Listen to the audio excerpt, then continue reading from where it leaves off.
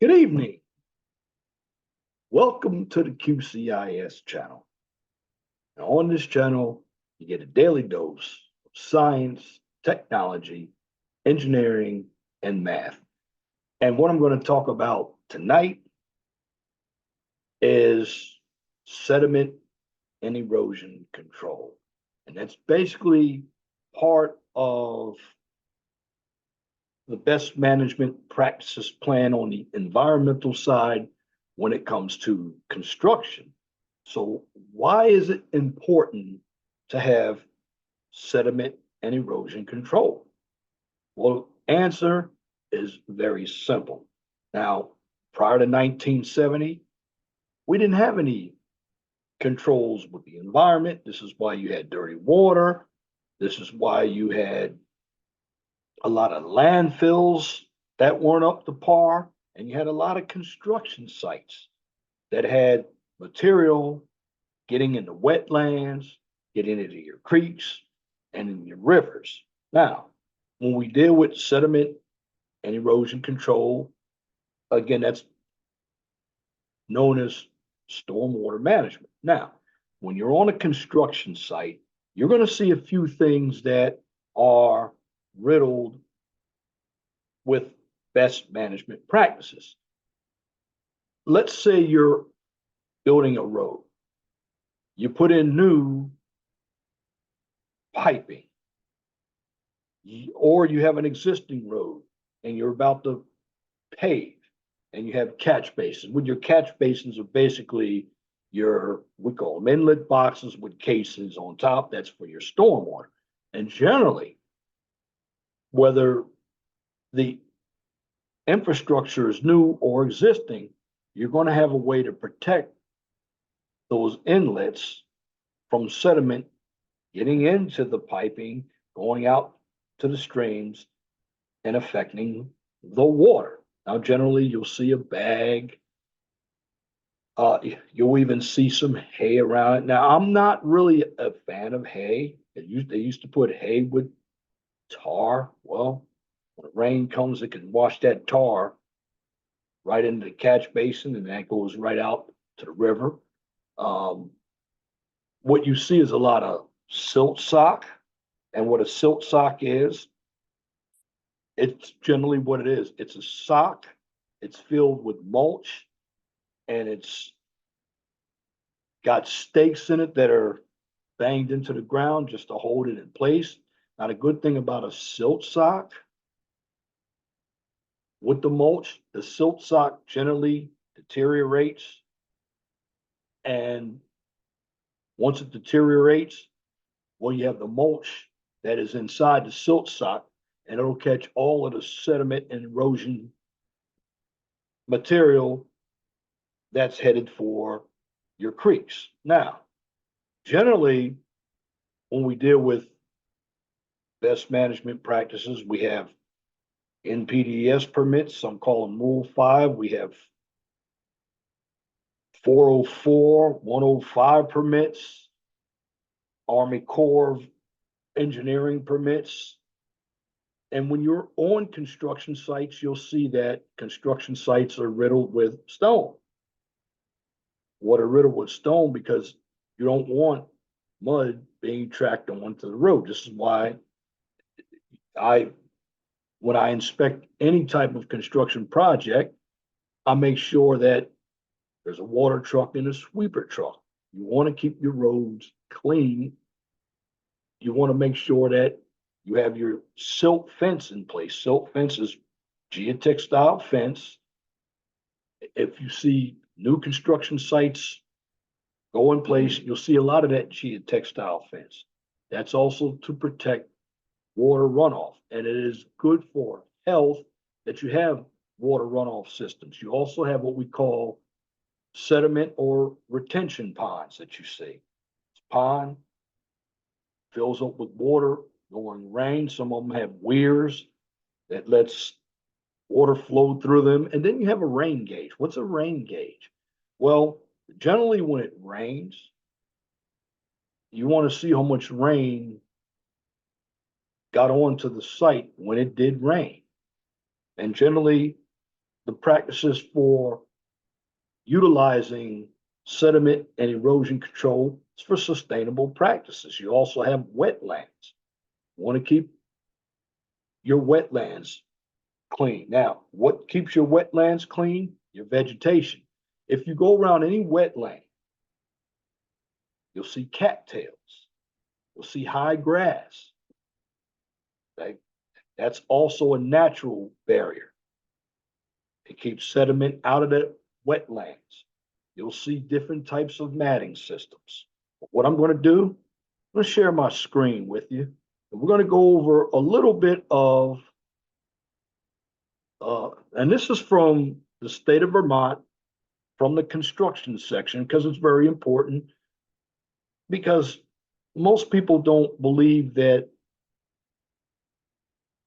construction has any environmental practices. Well, it does. And again, this is from the state of Vermont, Vermont Stormwater Program in the construction section.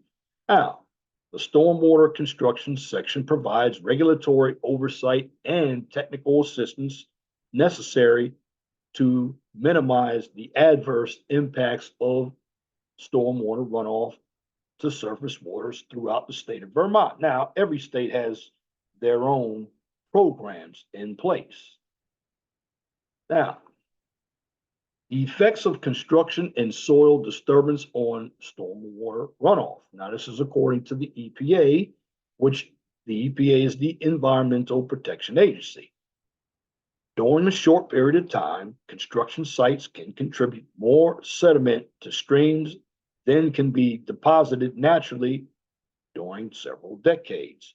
The resulting situation and the contribution of other pollutants from construction sites can cause physical, chemical, and biological harm to our nation's water. So, as you know, we want to preserve our water.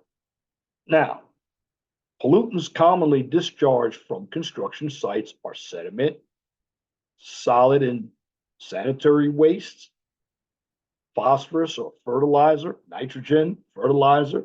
You have your pesticides. One big thing from machines, if I ask that question, what comes from machines? Oils and gases. There are also problems with concrete trucks with washing out. So now when a concrete truck comes on site, they have a washout bag. And what happens is that excess concrete goes into a bag and it alleviates concrete trucks from dumping their soil onto the ground where the excess concrete can get into our creeks and our stormwater infrastructure, like our inlets. Then there's construction chemicals, and of course, construction debris. Now, how do we regulate construction activities to protect public and environmental health related to stormwater pollution? Well, the answer is the EPA authorizes the National Pollution Discharge Elimination System. Now, there's an acronym for that. The National Pollution Discharge Elimination System, also known as NPDES. Now, NPDES has a permit, and these permits are under the Clean Water Act, which is the CWA, and that permit program was created back in 1972. And basically, the Clean Water Act prohibits anyone from discharging pollutants through a point source into waters of the United States unless you have an NPDES permit. Now, CWA Section 402 establishes the NPDES permit program. Also, under the National Pollution Discharge Elimination System program, or the NPDES program, also regulates point source discharges to waters of the U.S., and it provides an authorization to discharge. Also permits establish required construction best management practices. We call them BMPs, and housekeeping measures to mitigate the discharge of pollutants. Now, what are some of the best management practices? Well, I've already mentioned them. You have your silt socks, your silt fences, you have your vegetation, where you have your hay, you even have your blankets. Um, you have cattails, which is natural vegetation around your wetlands. You have sediment ponds. Um, you have you also have bags that are inserted into your catch basins or your inlets to keep sediments from getting into the stormwater management systems. Now, under Vermont A&R is a delegated authority. So this is under Section 402B. It allows the EPA to authorize the states to implement the NPDES program on their behalf. Stormwater construction rules and guidance. General permit 3/1920, it's May 2020. Low risk handbook for erosion prevention and sediment control. The Vermont standards and specifications for erosion prevention and sediment control. Now, the stormwater construction general permit. Now, everybody is different.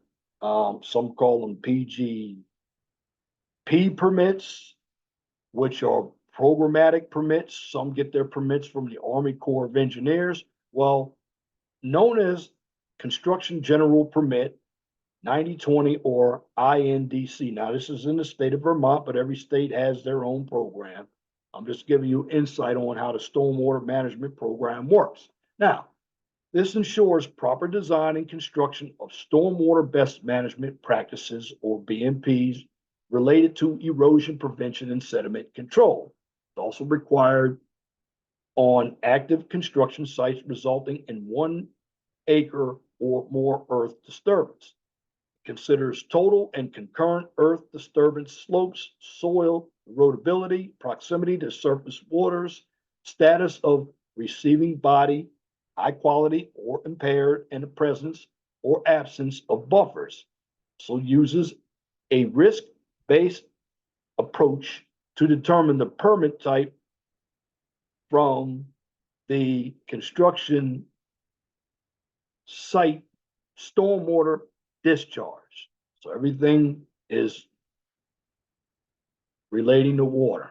Now, the stormwater general or the stormwater construction general permit GP application process.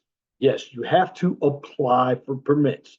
Now, the permitting requirements depend on the risk of having a discharge of stormwater from the construction site. Why? Because there are 2 risk categories authorized by the general permit. There's low risk and moderate risk. Now, projects that pose a higher risk must apply under an individual permit, which is INDC. Now, applicants start by determining the risk category of the proposed project by answering the basic questions in the Appendix A section. So once the risk is determined, a notice of intent, we know it as an NOI, can be completed using an A&R online to complete the specific site information, contact information, etc. And then you have to supply a location map and site plan because they're required for the low risk projects, and erosion prevention and sediment control plans are also required for the moderate risk and INDC projects.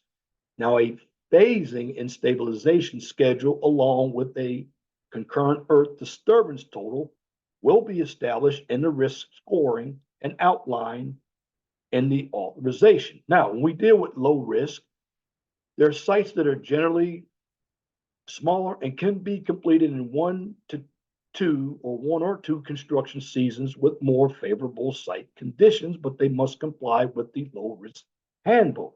Also, you need a site plan and a location map. They are required.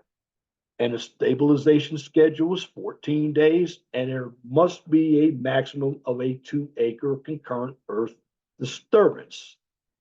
Now, when we deal with moderate risk, there's sites that generally have more physical constraints, characteristics, or management techniques to deal with. So again, must comply with the low risk handbook and the standards and specifications for erosion prevention and sediment control. Now, the site specific EPSC plans and on site plan coordinator, that's part of the program as well. And that's going to be dependent on risk scoring. Again, stabilization schedules 14 days, but the acreage is now a maximum of 5 acres of concurrent earth disturbance. Now, INDC, these sites are not eligible for coverage under the GP due to relative risk to water quality, max concurrent disturbance, stabilization schedule outside the GP requirements, or site conditions that warrant additional permit conditions beyond the GP. So, because these sites aren't eligible, custom permit conditions can be included. However, it must comply with the low risk handbook and the standards and specifications for erosion prevention and sediment control. Also included are sediment and erosion plans. And of course, there's somebody in charge of the, or I call them the officer of the sediment and erosion control program. And this is also known, I know if you're working for the Army Corps of Engineers, this would be an environmental type of program. You also are going to have a erosion and control specialist. Now in Vermont, they call it erosion prevention and sediment control specialist. Same as sediment and erosion control, different names. Now, something that I mentioned earlier, some of the most common used best management practices that are utilized during construction. You have your LOD, which LOD is a limit of disturbance. Again, I mentioned silt fence, I mentioned mulch, hay mulch, chip mulch, hydro seed, stabilized construction areas. I just mentioned silt socks, straw waffles, or straw wattles. I mentioned the bags for inlets. That's called storm inlet protection, check dam, and you also have ECM. Here in Indiana, it's known as erosion control matting. This is what that looks like. There's your silt fence. Also, let's talk about the LOD, limit of disturbance. That's basically the construction area outline, which is a prevented unauthorized disturbance to preserve existing vegetation and limit erosion potential on a site. And this is what it looks like.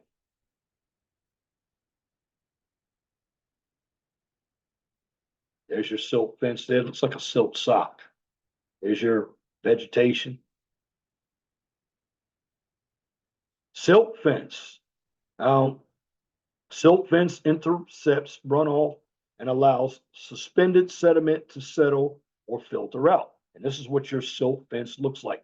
And generally, when your silt fence, and you also have riprap, one thing you have to understand about silt fence that it can get knocked down. It can also have sediment go under it. So what you got to do, you got to replace the silt fence. And this is why you need a weekly check on your best management practices. And if you're an inspector, you need to tell the contractor that they have to constantly look at their environmental best management practices so they don't have an issue with sediment and erosion control. And if you look at some of the silt fence, I would have them replace this. Look at this right here. I would have some type of system right here that looks like, well, there's your culverts. I would definitely have them replace this. This looks pretty good right here. But this right here, it did its job, but you gotta replace it. All right, we have stabilized construction areas. So a stabilized construction access helps remove mud and sediment from vehicles and equipment to prevent tracking on the roads. I just mentioned that before. Here's your silt fence. The stone here, this is your construction interest. Sometimes contractors, that can get wet as well. And you have to also, if you're going to put stone down, you have to do it when it hasn't rained, because what's going to happen, that stone is going to seep into mud and water's going to come up, muddy water, and vehicles are going to track that material onto the road. So you have to keep the contractor informed of the construction interests. I mentioned hay mulch, chip mulch, hydro seed. So seeding and mulching and hydro seeding are all methods to stabilize exposed soil and prevent soil erosion prior to vegetative growth. Mulches protect the soil surface while grass is established. And now when you want vegetation, you want at least 70%. And here's what it looks like. Again, you want that vegetative growth.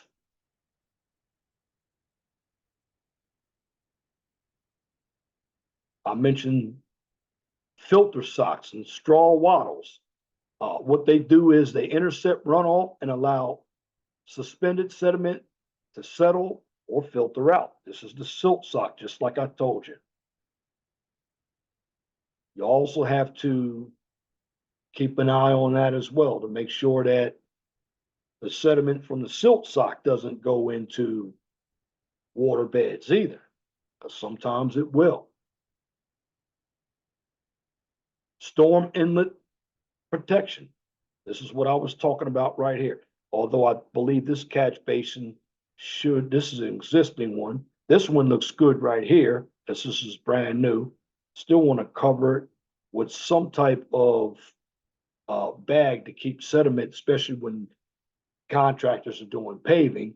And again, storm inlets on construction site constitute a site perimeter, and they must be protected from sediment runoff. So inlet protection will allow stormwater to settle and filter through the practice and not bypass the inlet entirely. And this is what it looks like.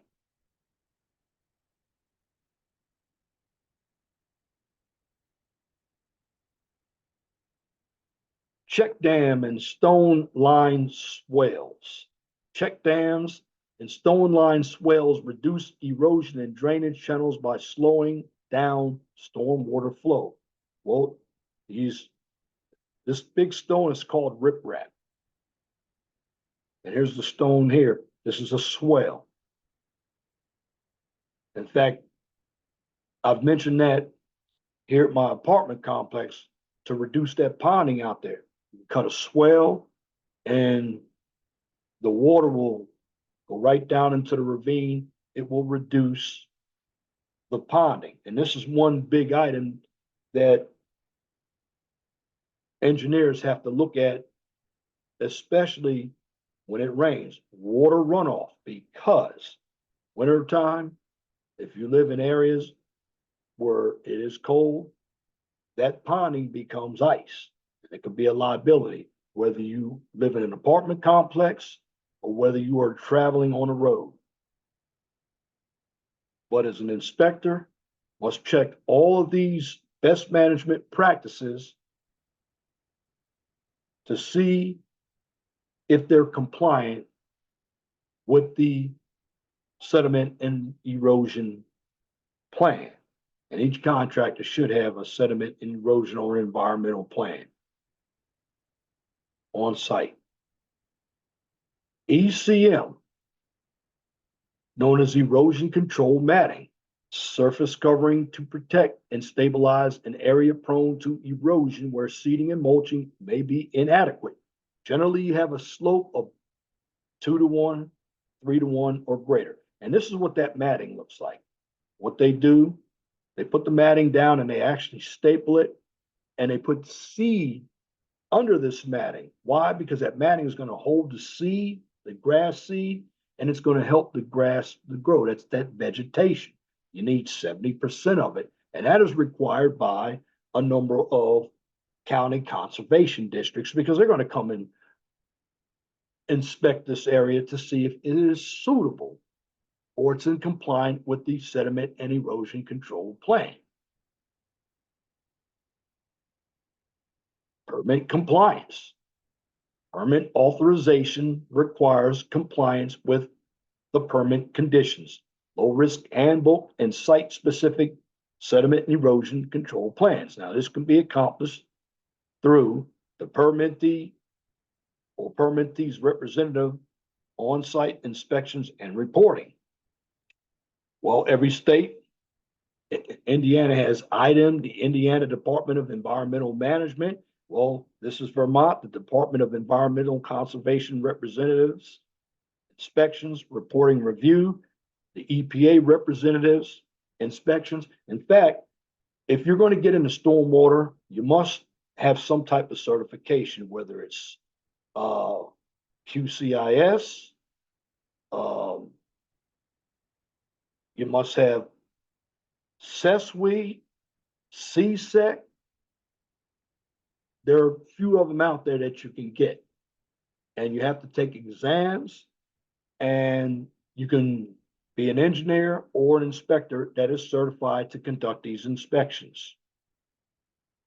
Construction reporting, again, they're on their OSPC inspections and reporting, EPSC reports, weekly or bi-weekly site reports related to the INDC authorization.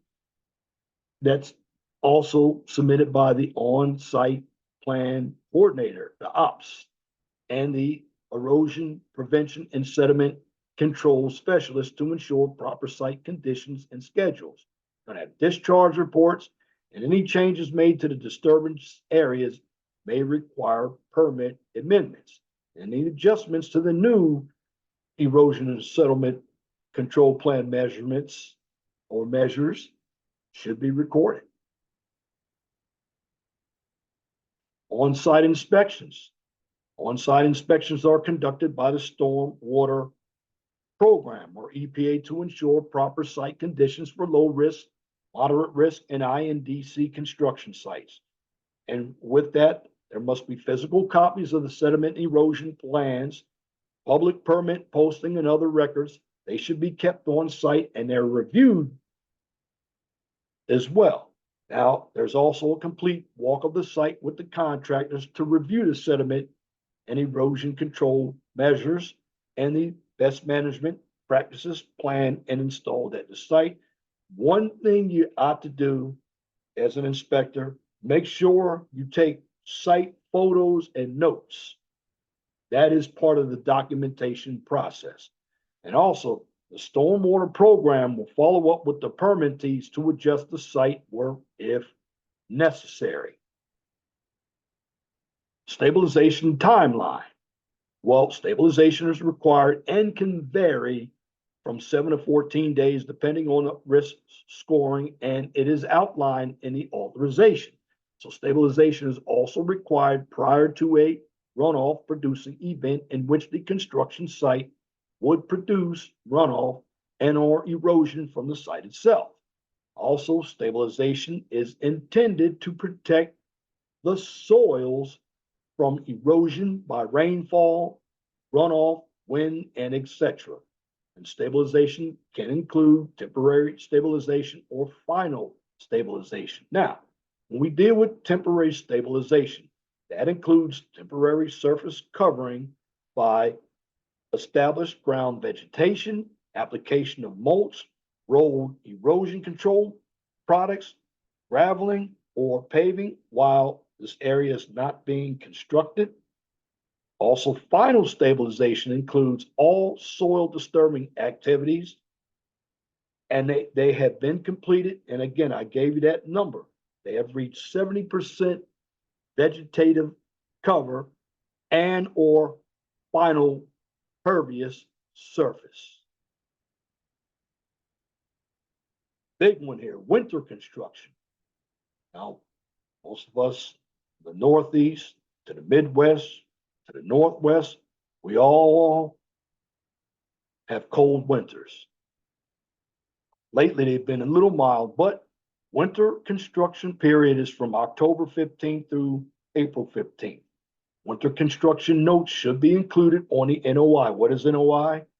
Notice of intent. Now there's an NOT, which is notice of termination, and or the sediment and erosion control plans. Now there are specific winter sediment and erosion control measures to include and can be referenced in the Vermont standards and specifications.